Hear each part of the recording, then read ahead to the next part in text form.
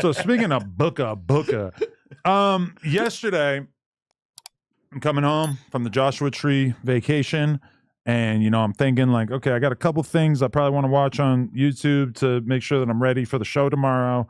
And then it pops up in my feed. Swamp Stories had finally released their epic Bricc baby documentary that had been being teased for a couple of weeks, maybe a month. Started watching it with Lena by my side. Normally she doesn't really pay attention when I'm watching random hood documentaries on YouTube. This one got her. She starts paying attention. She's like, wait a second, Michelangelo from the Ninja Turtles is narrating this. She was pissed that she had to go to bed before she could finish it. And she even texted me today, and she's like, I honestly might go finish that Swamp Story. Which is crazy coming from her because she never watches any of that type of shit. What feelings were you left with? From the Swamp Stories? What stood out to you? There's a few little things. I'll just toss one out there.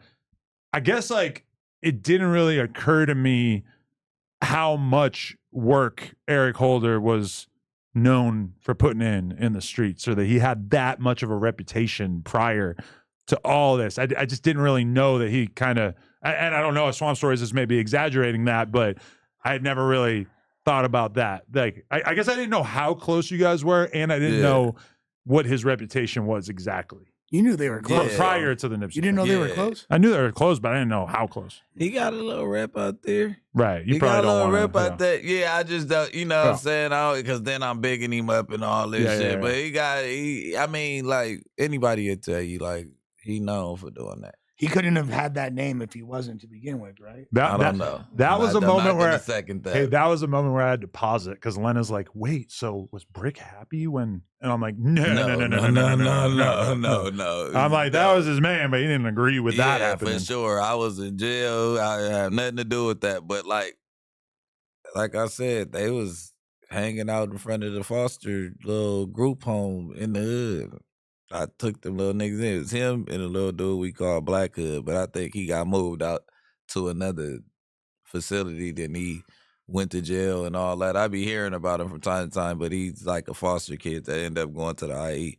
But yeah, he used to be around and he used to live with me damn near. And then especially when I got shot, he definitely used to live with me and help me get my life together. You know what I'm saying? Him, Avenue Blue, put a special shout out to Avenue Blue, Free Avenue Blue. I got that tatted on me till it's backwards. You know?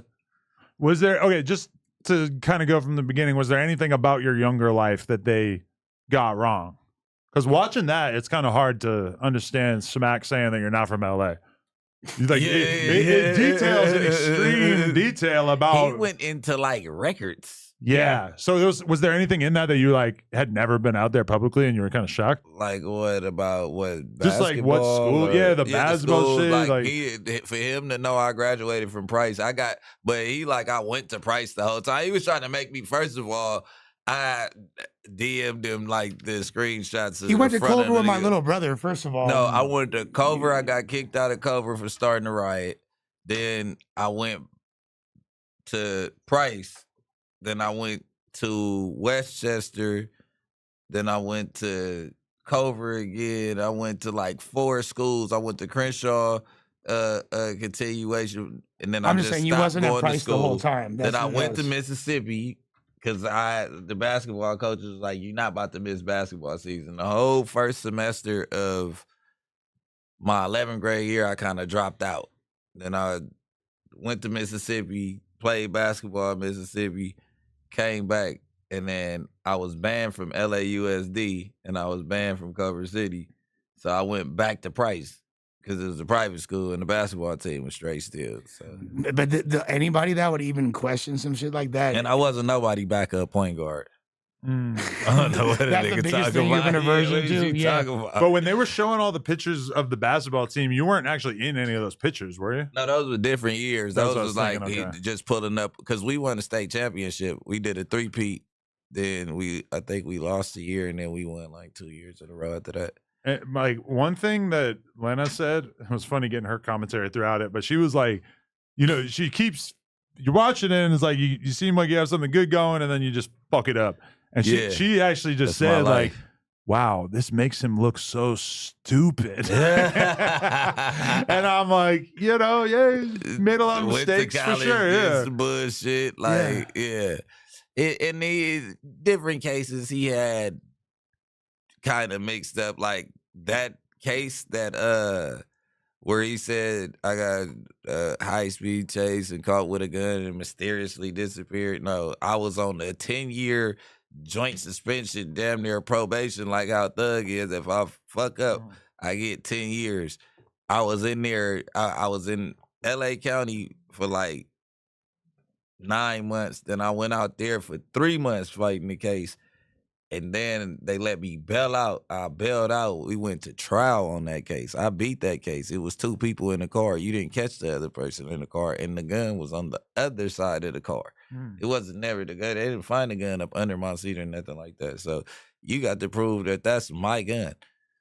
And they took a whole lot of money from me and a whole lot of because in the Swamp Stories thing, they're kind of painting the picture that like you've just been miraculously getting away with all of these very serious crimes and getting minimal punishment. I've been having great lawyers my whole life throughout the years.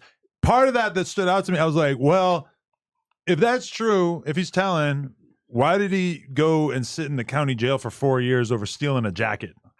You know, just to go to like a slightly more recent history, that just doesn't seem like that's how that would necessarily work out. I don't know. And it would check out that he would have good lawyers, considering that, you know, your nature of your family and what they was involved in. It ain't even that. It's just, and then by the time I had rapper homies and I was getting money too, I ain't never really asked my mom for nothing. No, not about that, but you would have an understanding. The only case that my mom ever helped me with, and it wasn't, I had lawyers on my juvenile case that I paid for, but my only lawyer was, because I couldn't get to my money for a second, was when I got caught with all those pounds. It's the only time they ever really had to help me. Or probably this time too. Like, she probably gave me like a couple $1,000 just because she wanted to. That's a pretty long Swamp Stories doc too. He doesn't usually, that's damn near an hour long. Normally he's like a half hour to 45. That is why we are smoking Swamp Pack. And those we got a lot of copycats. And like those houses that he talk about when he keep on going back and forth, don't go into it with like, those houses are like not the houses. It's like my grandma's house was not that house. And like, you know what I mean? Like shit like that. But it's like, all right, almost right, but not quite. Yeah, he close, but go ahead. But he's also kind of making it seem like right now you are living in the lap of luxury. Like you have like the most baller. You know, my shit bigger than yours. Is it? Yeah. Oh, I mean, hey, I'm not hating at all. No. I'm saying to him. Oh, and that? Yeah. Wait, but he did. He said that, right? He said you're living better than me. Oh, okay. Now I get what you mean. Because I'm watching that, and it's like he's describing it like you're fucking shack, just living in like the ill. And I'm kind of like, I mean, I ain't been to your house. I don't know, but it's like it. I mean, it just seemed like he was making it out to be like, bro. It's a cool house. Okay. Yeah, I mean, it's not a super cool house. But he's also basically saying that you're living in the lap of luxury from getting like $100,000 for killing Lil Pab. He was saying I got $1 million. He's the name of the video is Lil Durk's Secret Crip Assassin. And that's why we started watching it, because I was gonna wait to watch it, and Lena saw that title and she was like, Durk's Secret Crip Assassin. She's like, what the fuck? And I could tell that she was scared, and I had to break down, because she doesn't know shit. I had to break down. I'm like, okay, so he's allegedly had to do with this thing with Lil Pab. She don't know what the fuck a Lil Pab is. She don't know what a Quando Rondo is. I'm having to explain so many little things. It's like a 20-minute explanation before I can even press play on the video.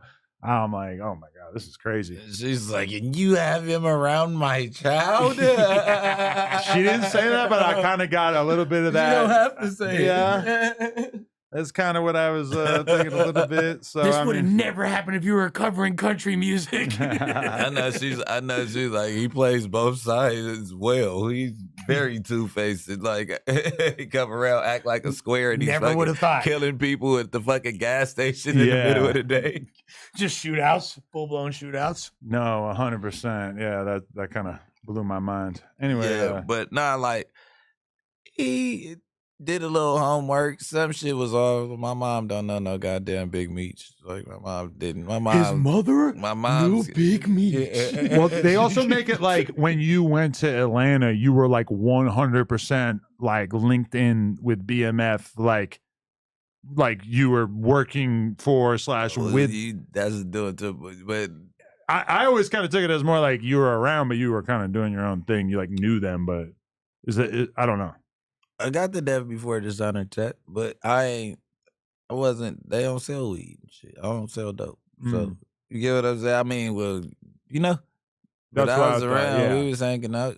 If they were that good of friends, you would have been Blue Da Vinci. No, I didn't rap then. Okay. I wasn't even thinking about no rapping. You know what? Also, like when you're watching it, you get a little bit of that feeling of like JT the Bigger Figure, where it's like like when I interviewed him, he's telling me his life story, and I'm kind of thinking like, how the fuck is this seriously all one person who had all these different experiences? And I was kind of feeling like that watching it. It's like, and then he was doing this, and then he was doing that, and I'm like, that is just so much for one human. You got to think they got a young LA nigga. You got to think all Meech and them, they love Crips. So I'm a young LA nigga, fresh out of juvenile hall, out here, extra out. They got chopped. They got big old gun. Let me hold that motherfucker. Where we going? Or what about? You know what I mean? What about like? I can have this. Like, all right, come on. What about like Bricc Baby had, you know, young rolling 60s waiting at LAX, and they would track the guy to his home, send Bricc Baby the address, and then Bricc Baby would go there and relieve them of all their possessions. And I'm kind of thinking like, bro, if you got like a worker who's waiting at LAX and you really like the champion, then you probably also don't need to be the one running up in the spots as well. I mean, that just seemed like a little, I don't know. They got him sounding like he's like Venom. You Yeah, feel me? like He's it seems like Batman. Yeah, No, like Joker, I guess. Yeah. Like you straight up escaped from Arkham Asylum. Sometimes I feel like that about myself too, because I'm telling stories about shit I was doing 20 years ago, and it just doesn't, given what I'm doing now, it just sounds kind of made up. Like, you know, I mean, but yours has so many stars in it. Same thing with JT. It's like there's too many like big names in the story for it to just be regular. JT wasn't lying, and Swamp Stories was pretty accurate too, apparently.